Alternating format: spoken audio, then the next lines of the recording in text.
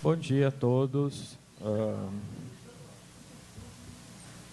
Então, dando continuidade hoje ao primeiro colóquio Machado de Assis, Literatura e Tradução.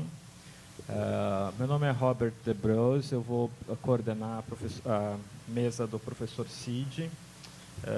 Apenas apresentando preliminarmente o professor, ele possui graduação em Letras e doutorado em Estudos Literários pela Universidade Federal de Minas Gerais.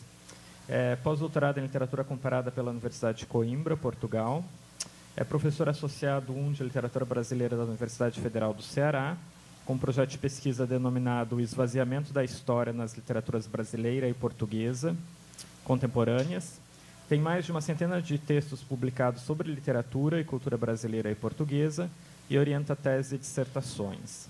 Escreve também poemas e romances, é músico amador, piano e violino, com interesse em música brasileira e internacional, tanto clássica quanto erudita, e é bolsista do CNPq.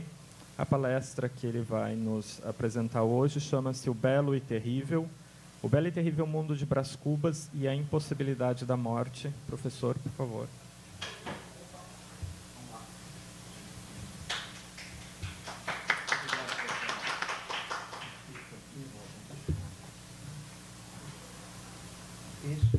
Todos eles funcionam, não é? Tá ótimo. Essa aqui está muito alta. Vamos ver aqui uma mais baixinha.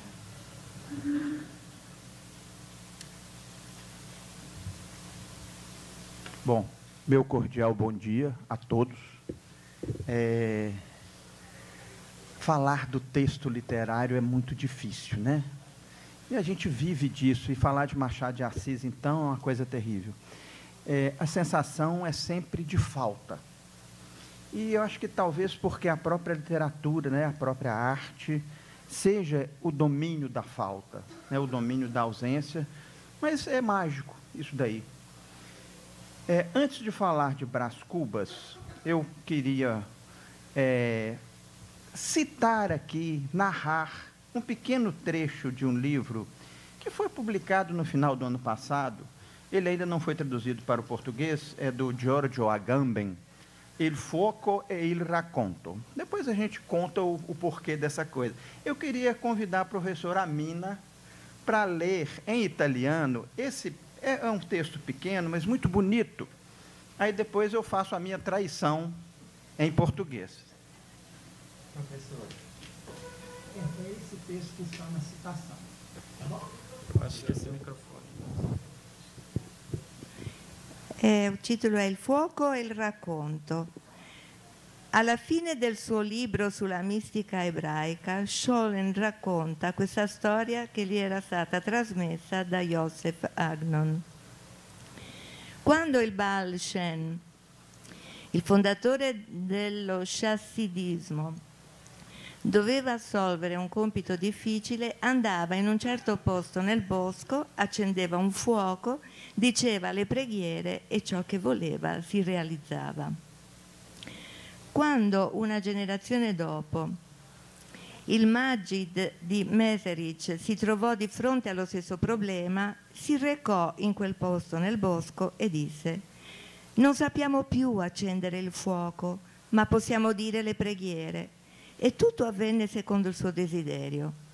Ancora una generazione dopo, Rabbi Moshe Leib di Sassov si trovò nella stessa situazione. Andò nel bosco e disse: non sappiamo più accendere il fuoco, non sappiamo più dire le preghiere, ma conosciamo il posto nel bosco e questo deve bastare. E infatti bastò. Ma quando un'altra generazione trascorse e Rabbi Israel di Rishon dovette anch'egli misurarsi con la stessa difficoltà, restò nel suo castello, si mise a sedere sulla sua sedia dorata e disse: non sappiamo più accendere il fuoco, non siamo capaci di recitare le preghiere e non conosciamo nemmeno il posto nel bosco. Ma di tutto questo possiamo raccontare la storia e ancora una volta questo bastò. Grazie. Prego. Muito obrigado à professora Mina.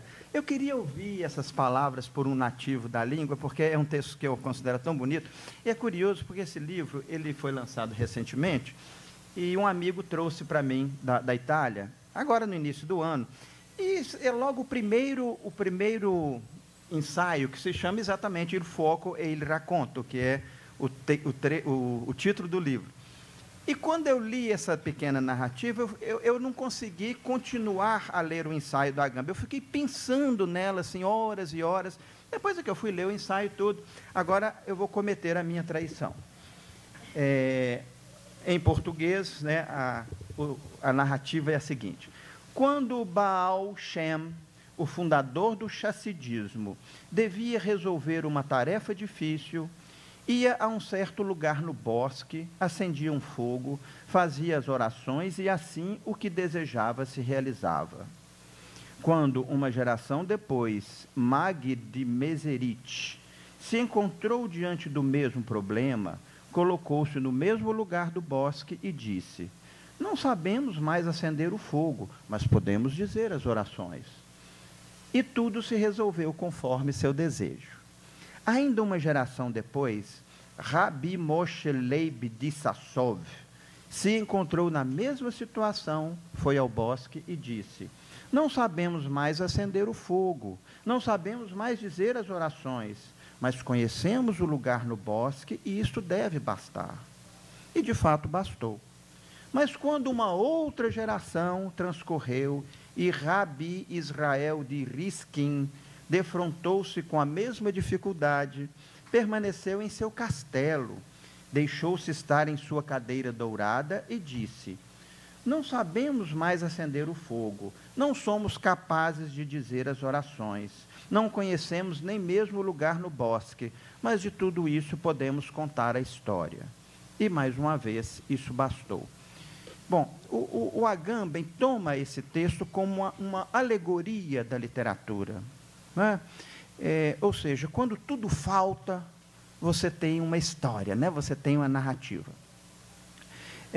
O pensador italiano disse que essa passagem pode ser lida como uma alegoria da literatura e faz algumas reflexões sobre o texto literário, particularmente o romance.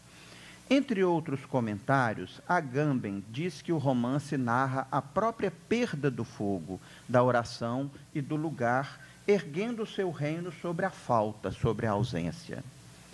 Brás Cubas, o famigerado defunto escritor de Machado de Assis, aquele que já perdeu fogo, lugar e orações, que já se privou de tudo e ao mesmo tempo ganhou tudo do infinito, enuncia a prosa de quem não pode mais contar, encenando a impossibilidade de dizer, a qual, no pensamento de Maurice Blanchot, corresponde à impossibilidade da morte. Na fala ao leitor que antecede o relato, Brás Cubas diz que o livro é, entre aspas, obra de finado. O que teve fim, finou. O fim que permite compreender. Após o fim, abre-se o infinito, o que cai além da compreensão ao perder o direito à morte. A literatura, sim, situa-se do outro lado da morte e da compreensão. Ela pertence ao domínio onde, aspas, a conclusão se torna o desaparecimento de qualquer conclusão, nas palavras de Blanchot. A obra em si mesma é tudo. É ela que fica, indiferente aos 100 leitores de Stendhal, às opiniões dos graves e frívolos, e, sobretudo, às invectivas dos críticos, que procuram nela as explicações para o texto literário, com muitas perguntas e milhares de respostas, explicações que garantem o inexplicável. O próprio Cubas faz várias perguntas e ensaia respostas, titubeando explicações sobre o livro e a literatura. Elas são diversas e contraditórias, às vezes hesitantes, assegurando a impossibilidade de fechar as conclusões, atestando sua recusa de dar um fim à literatura. Postado no fim dos tempos, sem ter mais direito à morte, o escritor defunto não consegue fazer vigorar as respostas, atestando a impotência de afirmação do texto literário. assim como sua impotência de negação, considerando o desvio que a literatura promove em relação à linguagem usual. No cotidiano, a linguagem nega seu referente, uma vez que não retém dele nada além de sua ausência, nada além daquilo que ele não é. Assim como a morte é a potência do mundo finito, a negação é a potência da linguagem corrente, em que as coisas podem ser negadas e os seres podem morrer transformados em palavra. O assassinato do objeto permite seu renascimento como ideia, como outra coisa, que permite aos humanos sua compreensão e o consequente desaparecimento também da palavra. Reter as palavras sem permitir que elas retornem ao referente é garantir sua saúde para a eficácia da afirmação de nossas convicções. De forma diferente age a literatura. Cessadas as amarras que permitem compreender, a palavra da literatura erra sem destino ou porto seguro. No incrível capítulo 71 de Memórias Póstumas, o narrador defunto desengana o leitor da possibilidade de trilhar caminhos na literatura, de apontar uma direção. Eu vou ler o capítulo. Capítulo 71, o senão do livro. Começo a arrepender-me deste livro. Não que ele me canse, eu não tenho o que dizer, o que fazer. E realmente, expedir alguns magros capítulos para esse mundo sempre é tarefa que distrai um pouco da eternidade. Mas o livro é enfadonho, cheira a sepulcro, traz certa contração cadavérica, vício grave, e aliás ínfimo, porque o maior defeito deste livro és tu, leitor. Tu tens pressa de envelhecer, e o livro anda devagar. Tu amas a narração direita e nutrida, o estilo regular e fluente. E este livro e o meu estilo são como os ébrios. Guinam à direita e à esquerda, andam e param, resmungam, urram, gargalham, ameaçam o céu, escorregam e caem. E caem. Folhas misérrimas do meu cipreste, eis de cair, como quaisquer outras belas e vistosas. E se eu tivesse olhos, dar-vos-ia uma lágrima de saudade. Esta é a grande vantagem da morte, que se não deixa boca para rir, também não deixa olhos para chorar. Eis de cair. Eis o estilo gago de Machado, duplamente depreciado por Silvio Romero, tanto na pessoa do escritor por ser, cito, legítimo representante da sub-raça brasileira cruzada, como em sua escrita, justamente por ser tatibitate, traço que acabou firmando-se possivelmente como a grande marca do estilo machadiano. O referido mini capítulo, que se coloca lá pelo meio do relato de Brás Cubas, permite uma reflexão sobre o texto literário e sua recepção. Postado na eternidade, o enunciador parece usar a literatura como uma forma de ligá-lo ao mundo dos humanos, mas sua condição de habitante do infinito propicia-lhe a criação de um produto franzino, obra magra que o que faz é desobrar, uma vez que não age, que não edifica nem destrói, entre aspas, no dizer do próprio Brás. E essa inação, ou como quis Blanchot, esse désœuvrement, provoca o desagrado do leitor na visão do escritor cadáver. O livro é enfadonho e cadavérico, visto que ele considera ao mesmo tempo grave e ínfimo, uma contradição.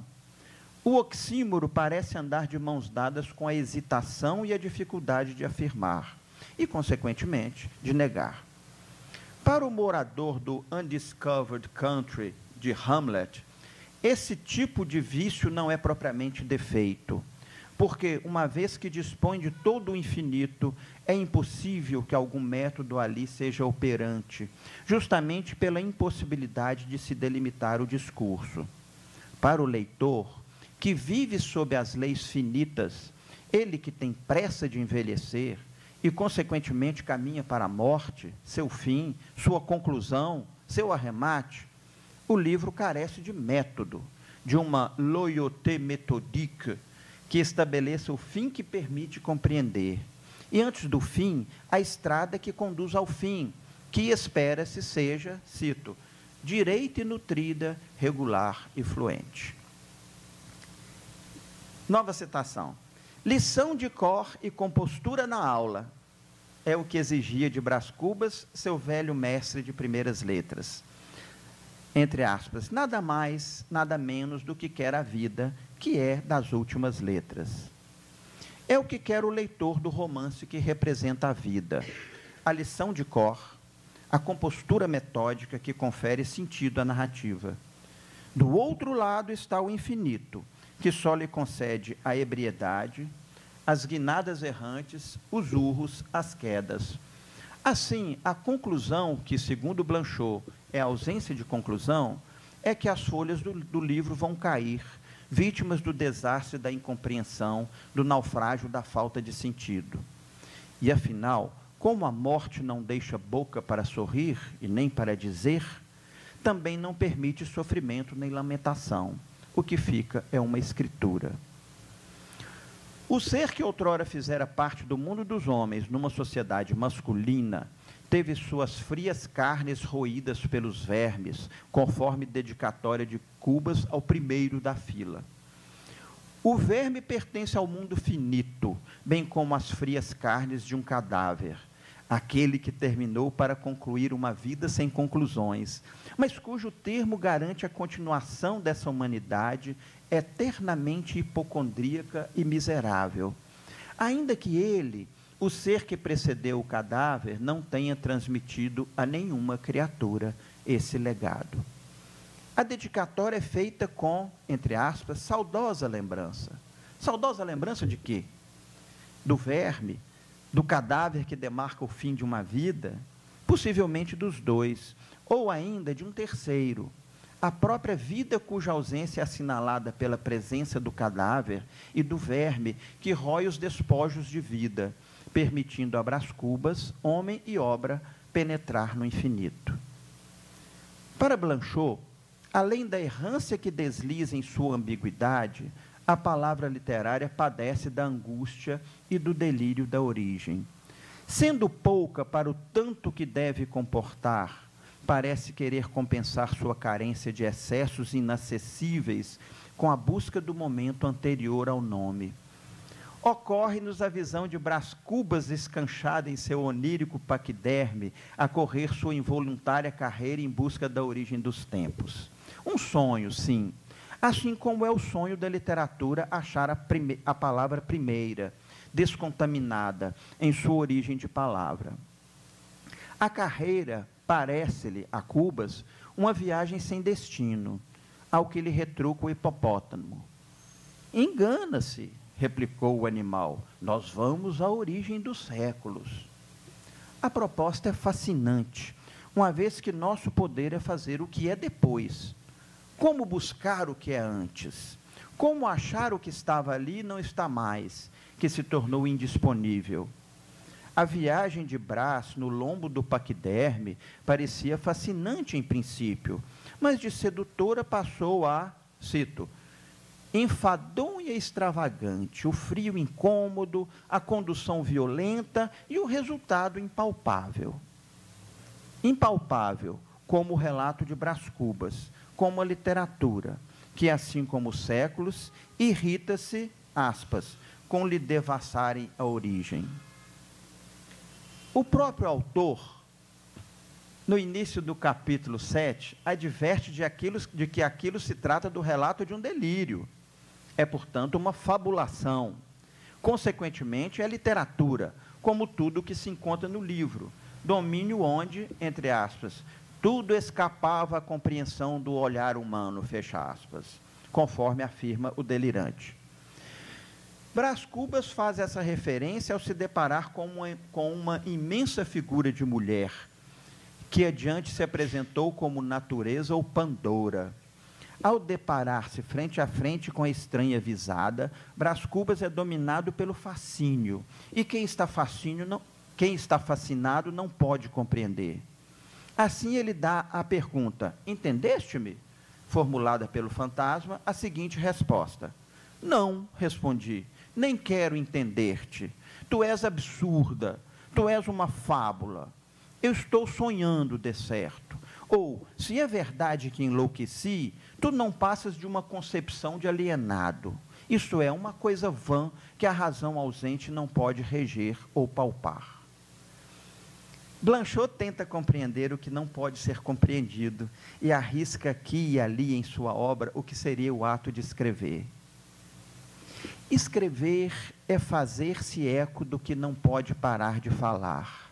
E por causa disto, para vir a ser o seu eco, devo de uma certa maneira impor-lhe silêncio.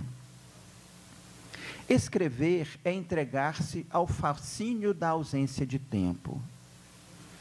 Escrever é entrar na afirmação da solidão onde o fascínio ameaça. Quem está fascinado não pode compreender, porque o que vê não pertence ao mundo real, mas ao mundo intangível da fascinação.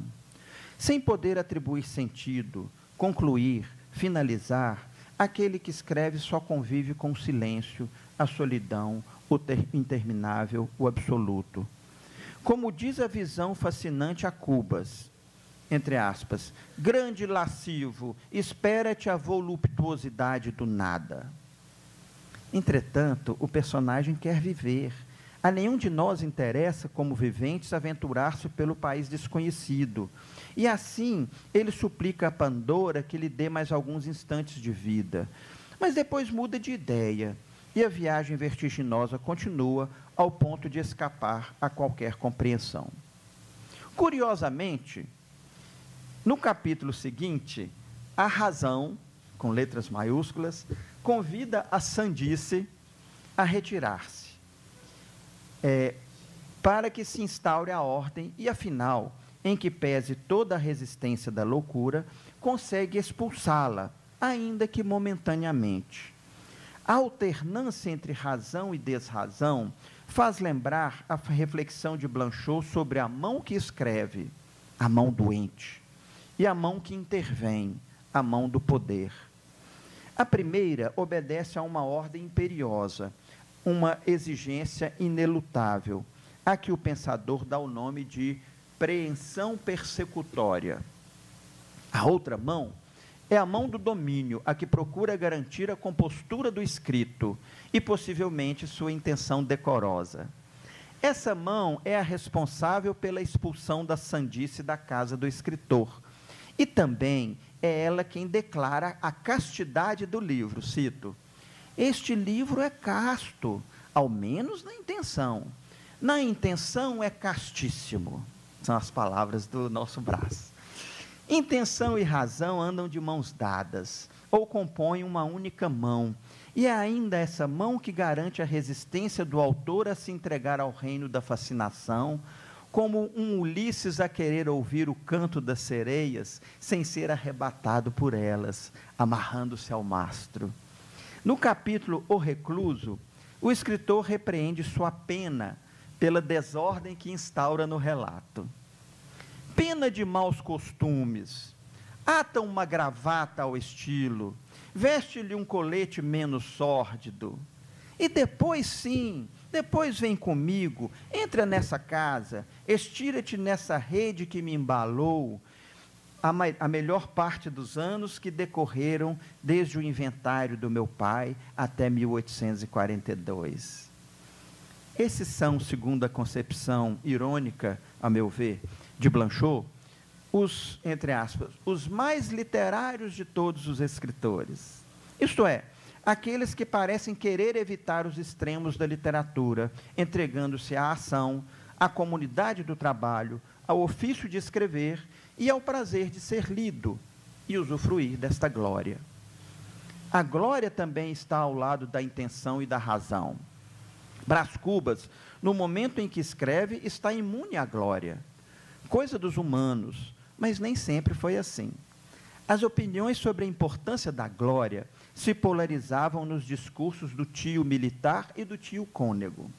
Para este, o amor da glória era, entre aspas, a perdição das almas.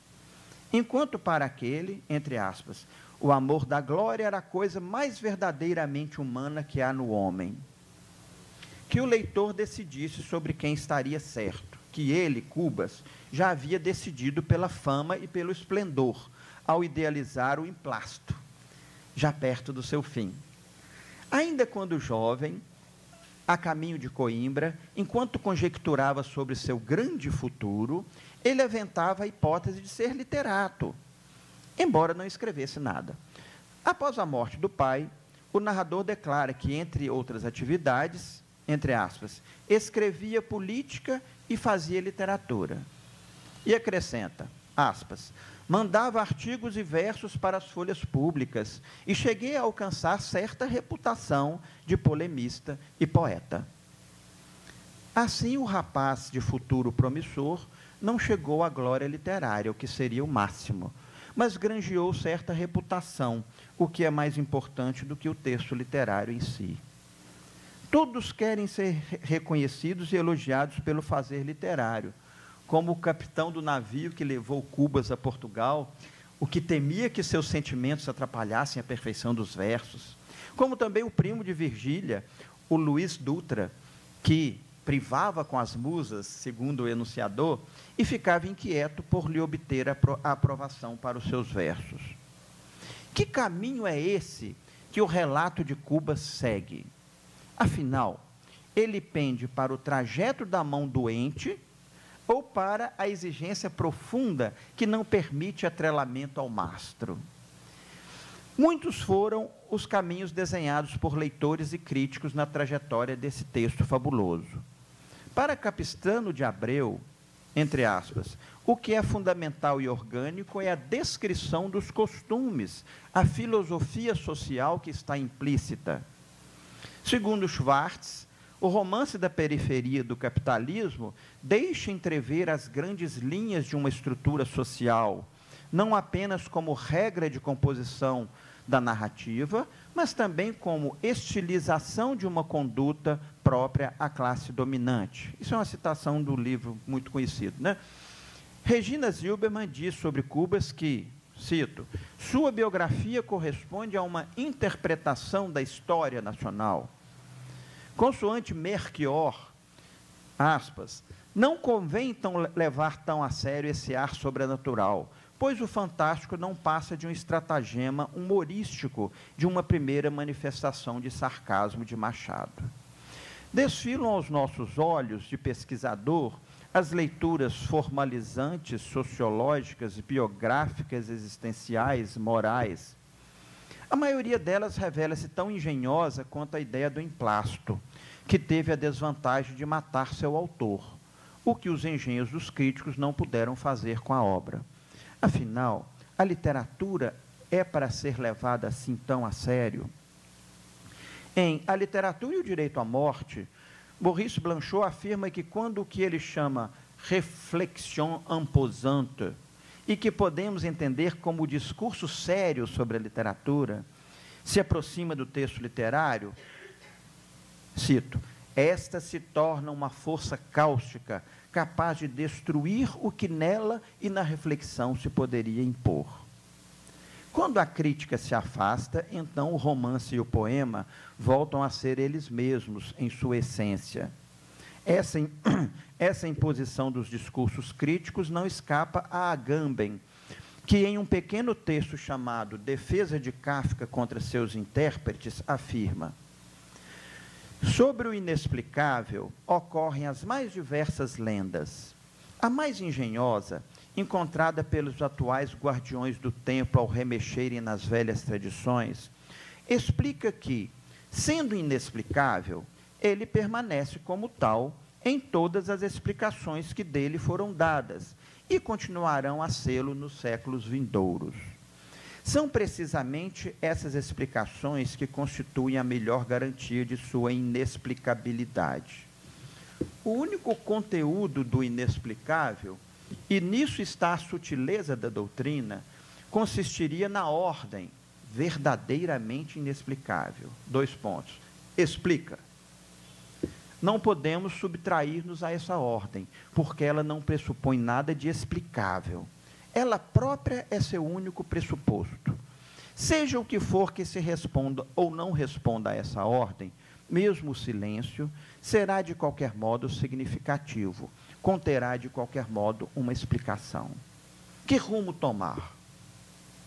Optamos por vislumbrar o caminho do Cubas escritor para si mesmo, para o ponto em que ele não tem mais direito à morte, não pode mais falar a palavra dos homens, que falam pelos deuses, que defendem os oprimidos, etc.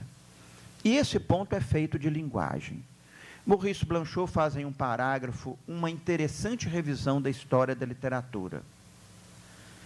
Cito: a obra que foi palavra dos deuses, palavra da ausência dos deuses, que foi palavra exata, equilibrada do homem, depois palavra dos homens em sua diversidade, em seguida palavra dos homens deserdados, daqueles que não têm a palavra, logo palavra do que não fala no homem, do segredo, do desespero ou do êxtase que se falta dizer, o que é que sempre foi subtraído de sua linguagem? Ela mesma. Quando tudo foi dito, quando o mundo se impõe como a verdade do todo, quando a história que quer cumprir-se na realização do discurso, quando a obra nada mais tem a dizer e desaparece, é então que ela tende a tornar-se palavra da obra. Na obra desaparecida, a obra quereria falar, e a experiência converte-se na busca da essência da obra, a afirmação da arte, a preocupação da origem. Esse texto me lembra muito aquela pequena narrativa que a professora Amina leu, em que, quando você não tem mais o fogo, a oração, o lugar, resta a literatura, e é ela que fica. Quando tudo foi dito, o poder de dizer está perdido. Quando o fogo, a fórmula e o lugar se perderam, de tudo isso podemos contar a história. Se a literatura precisa de um conteúdo, se ela pretende convencer, ou denunciar, ou condenar, ou disciplinar, sua linguagem se coloca a serviço da transparência, do poder de dizer, e desaparece. Uma reflexão saborosa sobre a literatura e o poder está no capítulo 72 de Memórias Póstumas.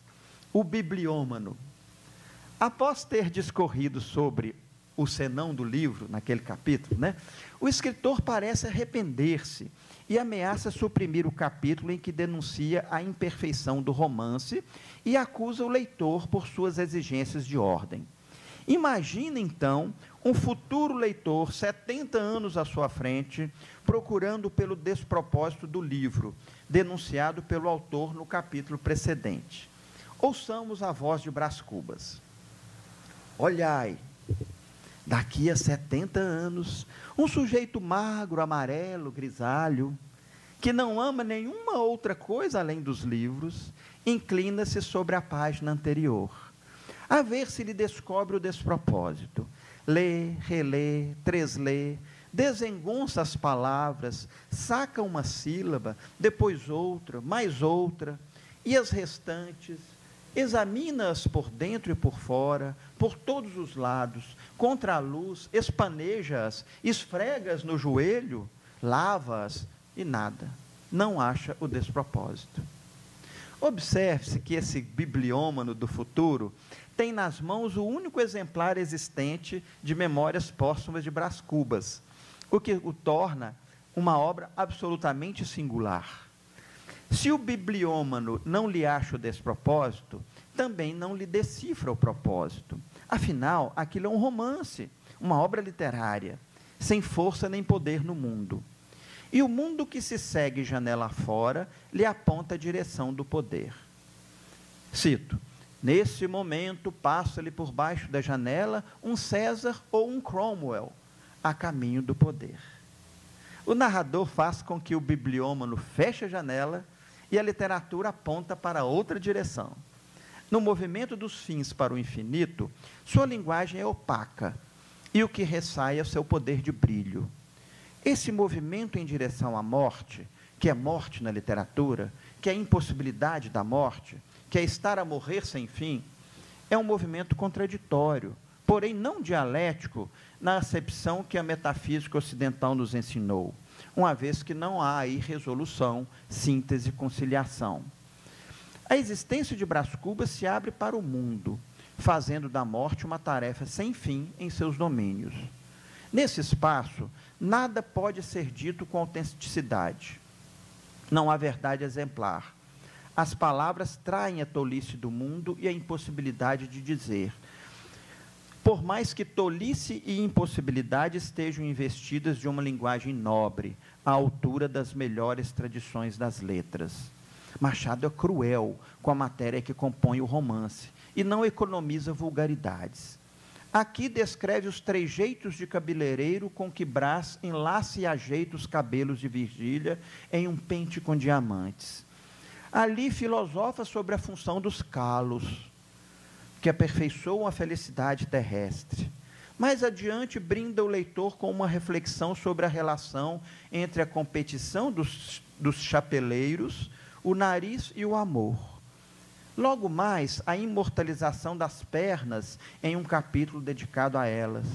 De outra feita, a lucubração entre o número 13, que o livrara de ir mofar em uma província do norte, e a égua de ruiva crina que substituíra as virgens ruivas de Tebas no sacrifício de Pelópidas. Sem contar o inusitado jumento em que Cubas vinha montado e que empacou, propiciando o episódio do Almocreve. Pode-se, assim, pensar em dois tipos de morte que se tensionam no texto literário. A primeira é autêntica, séria, garante a existência dos seres, permite a compreensão, possibilita a consecução das tarefas. A segunda é fugidia, montada no hipopótamo, inacessível como o fim e como a origem dos tempos.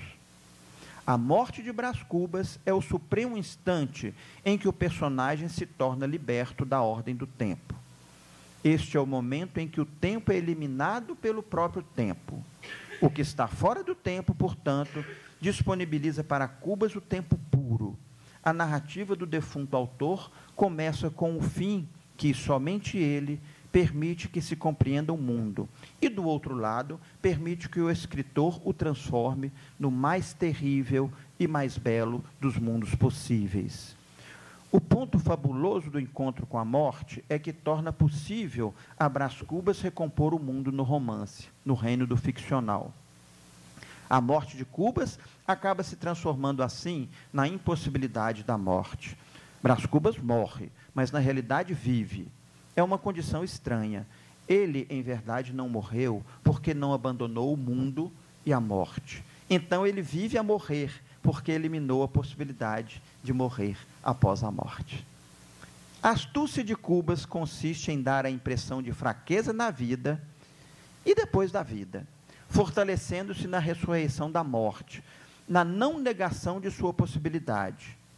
Não houve em seu passamento nada de trágico, nada de fabuloso, apenas uma aparente passagem de um estado de ser a outro ser, pausado, cito, pausado e trôpego como quem se retira tarde do espetáculo. Fabulosa, entretanto, é a possibilidade que essa passagem produz de recriar o espetáculo do qual ele se torna o personagem narrador, seu senhor absoluto. A causa-morte foi uma pneumonia. Na realidade, segundo Brás Cubas, foi uma grande ideia que tomou conta de suas faculdades e impediu que o corpo se protegesse de uma corrente de ar.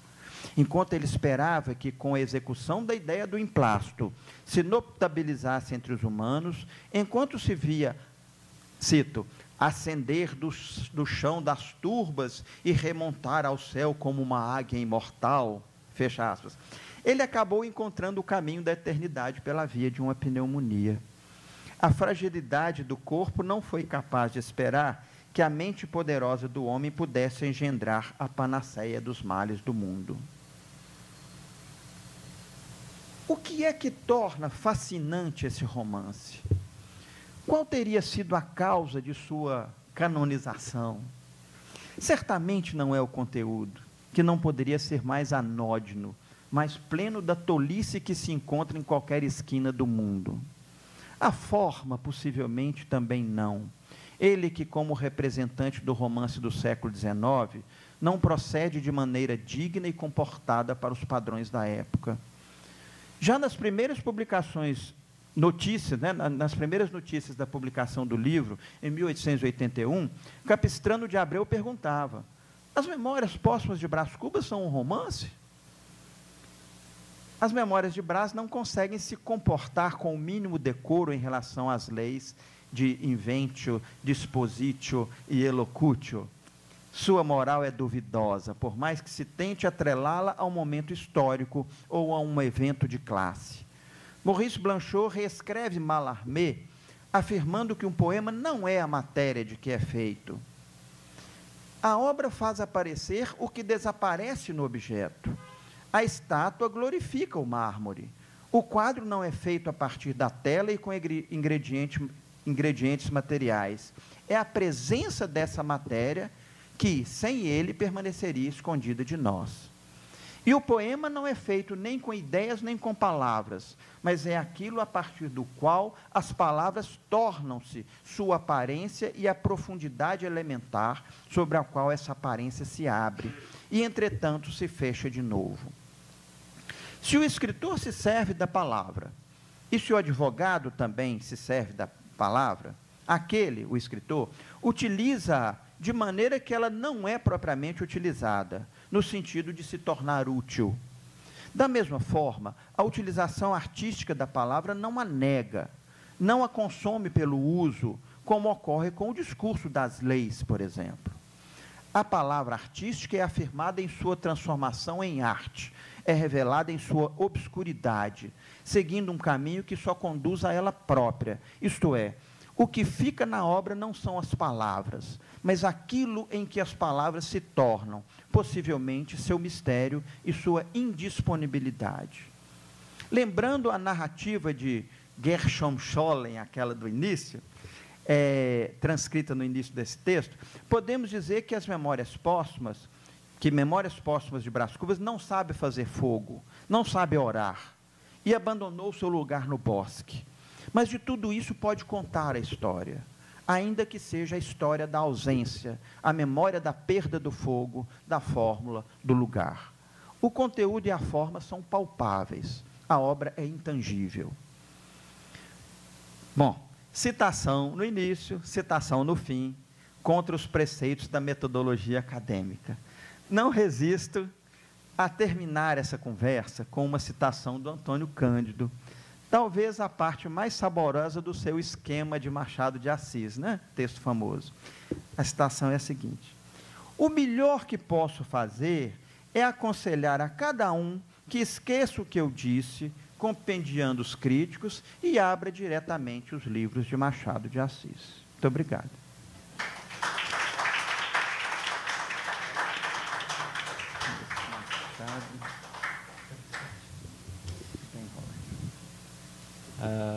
Abrimos então para perguntas.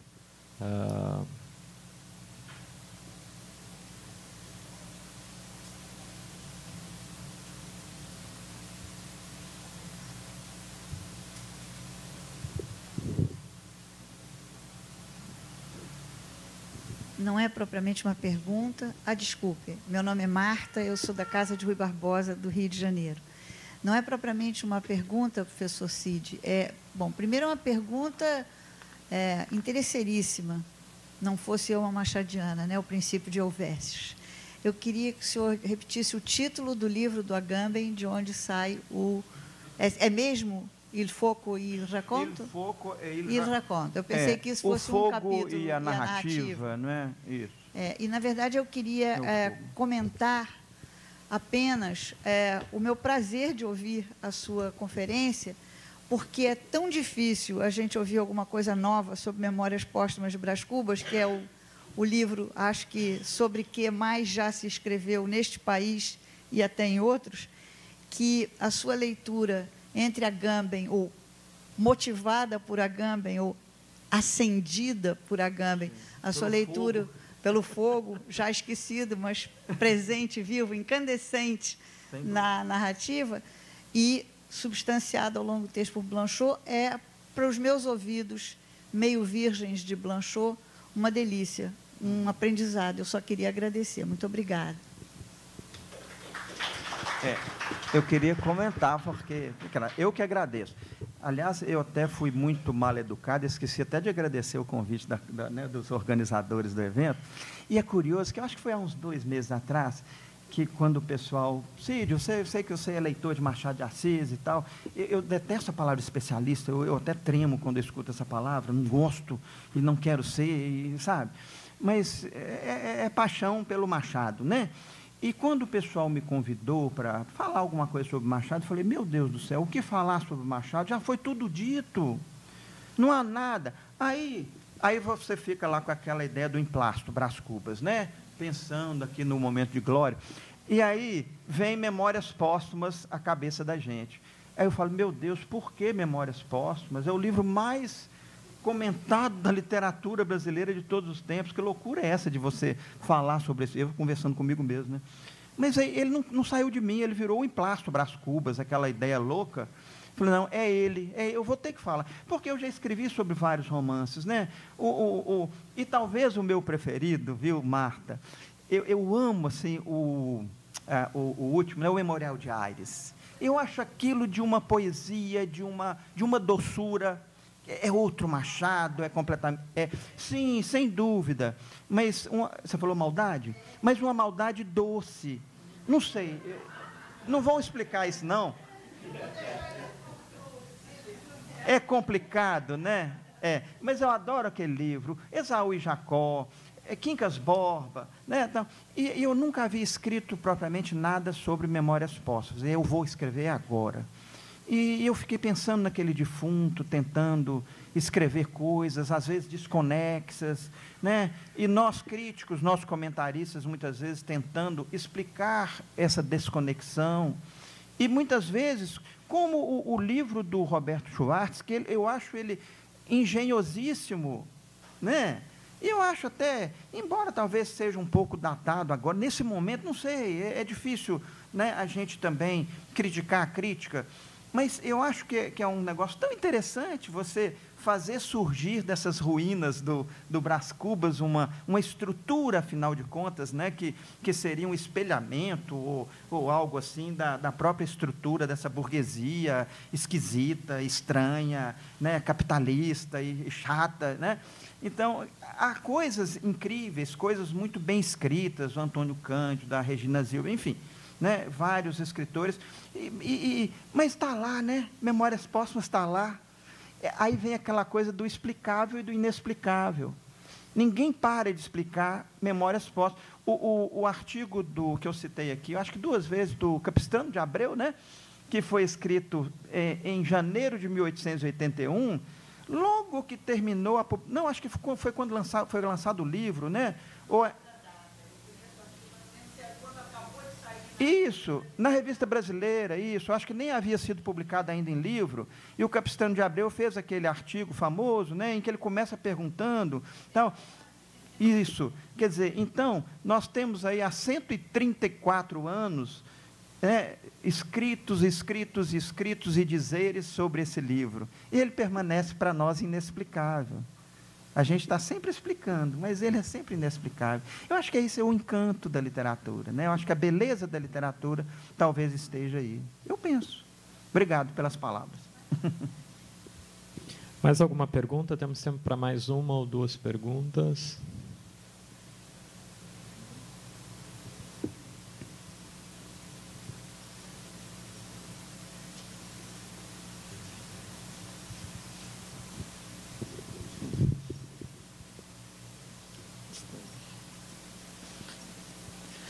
Bom dia, meu nome é Rui, eu sou um aluno recém-ingresso no curso de Letras e não me contive, tive que vir aqui. Professor, ontem nós tivemos aqui um primeiro momento, né? A professora falou com muita propriedade sobre Machado de Assis e José de Alencar. Hoje você está deslindando a obra Brás Cubas, Memórias Póstumas de Brás Cubas. E o texto inicial me pareceu muito providencial para uma reflexão. Será que nós, até a academia, não está deixando que se perca esse fogo, essa oração e esse espaço, que aqui tem um bosque também, assim, muito facilmente. Muito facilmente. Nós estamos falando de cânones, no caso de José de Alencar, Machado de Assis, a importância da obra deles. Nós estamos na Universidade Federal do Ceará, e nós temos um auditório vazio, não vazio não, mas tão espaçado. Acho que, como é que o senhor vê isso? Eu acho que realmente a gente tem que falar muito mais ainda de Machado de Assis, tem um clamor, né? Qual é o papel da literatura hoje? Porque eu quero terminar o meu curso. Quero terminar o meu curso. Se essas angústias, os professores em Curitiba, como é que está sendo pensado isso na academia? Nós não estamos sendo muito complacentes com esse esquecimento, com esse deixar ir. A literatura não, a literatura nunca foi complacente com o esquecimento. Eu gostaria que você se colocasse assim, me desse força para eu terminar o meu curso, já que eu não estou em verdes anos, eu já não estou mais em verdes anos. Qual é a mão que vai nos salvar? É a mão da loucura, a mão da razão, elas duas juntas? Me diga aí. É Rui, né? Rui, seja bem-vinda, a sua consideração é bem-vinda. Agora, a primeira coisa, quem sou eu, e mesmo se eu fosse capaz, eu não o faria. Ninguém pode acabar com a sua angústia. Quem entra para o curso de letras vai terminar angustiado, e vai fazer o mestrado angustiado e o doutorado angustiado. Mas você não vai conseguir viver sem essa angústia, porque o dia que ela acabar, você vai embora.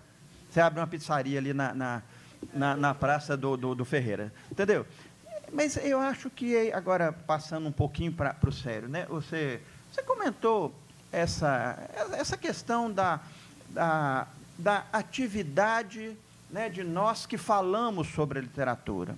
Sabe o que eu penso? Eu fico lembrando uma frase que eu não vou saber reproduzir, mas que é mais ou menos assim, da Leila Perrone Moisés, num dos livros dela, que ela comenta algo do tipo assim, pensar que nós podemos viver da literatura, nós podemos falar da literatura, nós podemos viver a literatura e fazer disso, inclusive, um meio de vida material, é algo mágico. Ela fala uma coisa parecida com isso, as palavras dela são muito mais bonitas do que as que eu tentei parafrasear aqui, mas eu penso, sabe, Rui, que esse fogo, quando o Agamben faz...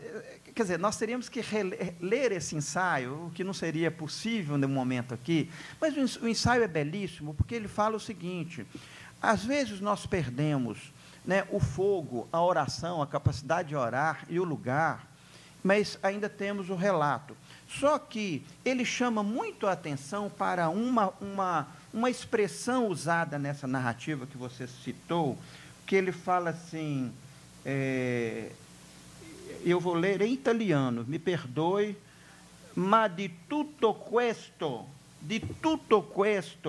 possiamo raccontare la storia. De tudo isso, ou seja, na verdade, isso não se perde, não é?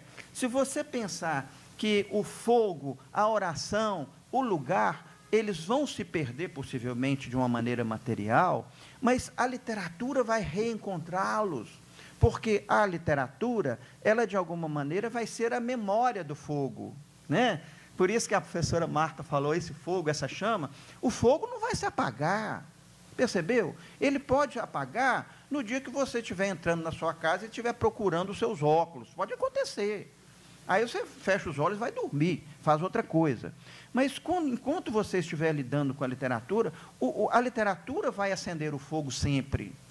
A literatura vai trazer a oração de volta, né? A oração no sentido dessa forma, desse orar mesmo, né? E a literatura vai trazer o lugar. Só que vai trazer outro fogo, outra oração e outro lugar. Ela vai transformar isso tudo no discurso literário. Agora, aí você partiu para uma questão material, nós temos o bosque, né? Nós sabemos ainda fazer algumas orações, né? Talvez nós tenhamos aí o fogo também, não é? Agora, em termos materiais, se nós temos aqui, se caberiam, sei lá, 100 pessoas e temos 20, ou caberia 200, temos 40, não importa. Eu acho que a gente que vive da literatura, a gente não pode parar, né, de pesquisar, de comentar, de falar, veja, você está entrando você disse que é recém-ingresso, né, na graduação, né? Na graduação. Pois é, a própria literatura vai lhe dar vários nós no cérebro. É claro. Primeiro que você já deve estar fazendo teoria 1 ou teoria 2. O perigo começa aí. Mas não é? Mas é assim. E talvez tenha que ser assim. Porque isso é que vai provocar nas pessoas algum tipo de reação sobre... Você tem concepções, puxa, mas o professor tal falou isso, o outro falou isso, aquele só acha que a literatura é aquilo e tal. E, no fim, eu entrei no curso de letras achando que eu ia saber o que é literatura, e até hoje eu não sei. Né? Aí o sujeito faz mestrado, doutorado, pós-doutorado, não sei mais o que, escreve 300 livros e continua sem saber o que é literatura. Não é? E eu acho que nós não temos que ter vergonha de falar isso, não. Né? De falar para os nossos alunos, tanto na graduação quanto na pós-graduação. Pô, camarada, isso aí, não sei, isso aí me deu nó, eu tenho que pensar nesse troço aí, né? Eu tenho que curtir isso aí melhor, eu não tenho uma resposta para isso, não. Talvez essa humildade, por isso que eu adoro esse finalzinho do Antônio Cândido, sabe? O Antônio Cândido a visão dele de literatura é completamente diferente da minha.